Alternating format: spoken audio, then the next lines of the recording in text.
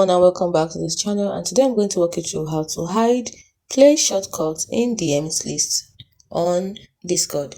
The first thing you need to do is from the home menu, as if you're using the phone, the mobile app, which is the best way to do it. Tap on the profile icon at the bottom, tap on the gear icon at the top, and then scroll all the way down until you see advanced. Tap on advanced and scroll all the way down until you see the last option, which is play shortcut.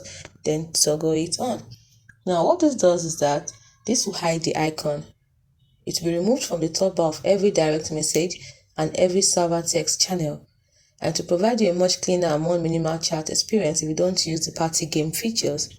And lastly, it is reversible. You can always come back to the same settings and toggle the switch back on if you change your mind.